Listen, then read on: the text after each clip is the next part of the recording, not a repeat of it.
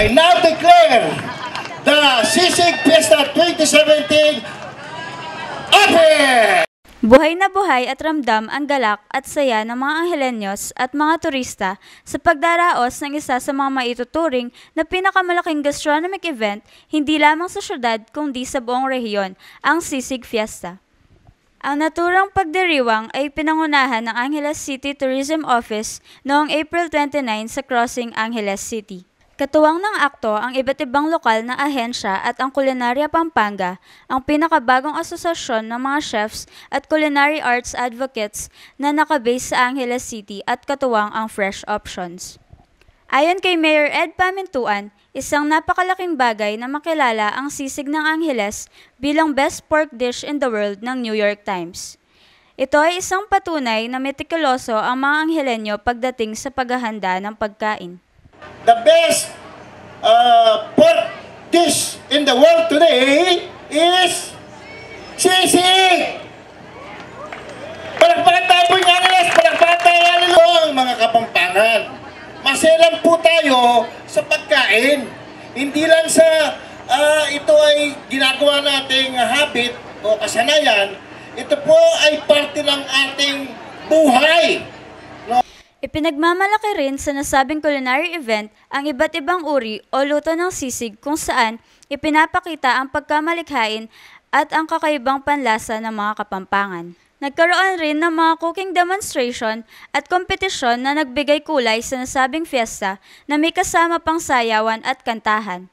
Ilang mga celebrity chefs din ang nagpamalas ng galing sa kanilang pagluluto tulad ni Lilian Borromeo, Claude Tayag at Sao del Rosario. Sa Sisig Banquet naman ay ipinakita ang ebolusyon ng sisig mula sa tradisyonal hanggang sa modernong paraan. Bukod sa pagdiriwang, layunin din ng Sisig Fiesta na ipakita ang tradisyon at gawin nating mga Angeleños sa pagluluto at may bahagi sa susunod na henerasyon ng mga Angeleños ang yamang ito. Naging tampok rin ang mahigit na 40 food stalls at isang night market bazaar upang lalong pasiglahin ang gastronomic event. Naging highlight din ng nasabing pagdiriwang ang street dance competition na kung saan itananghal na overall champion ang Angeles City National Trade School. Kabahagi ang grab trike sa nasabing patimpalak na ito.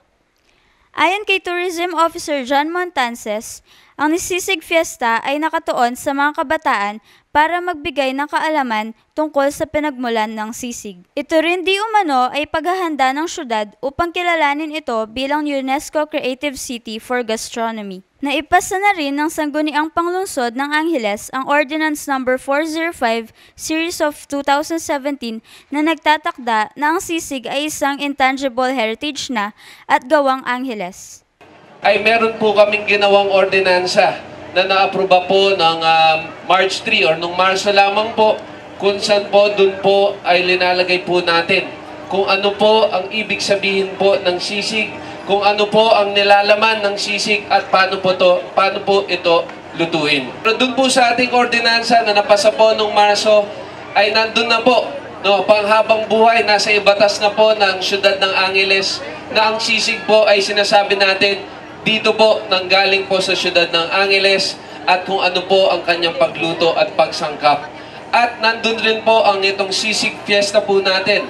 Nagaganapin na po taong-taon, no, para po lahat ng mga tao, hindi lang po dito sa Pilipinas, sa Pampanga, kundi sa buong mundo na rin, ay makapunta po dito para tikman ang original na sisling sisig at ang sisig po ng Kapampangan at ng Angeles. Kalakip nito, magiging bahagi na ang Sisig Fiesta sa mahabang lineup of special events and activities ng Angeles City Tourism Office kada taon. Para sa Baguio, Sulagpo, Tana, ito po ang special report ni Camille Balbuena.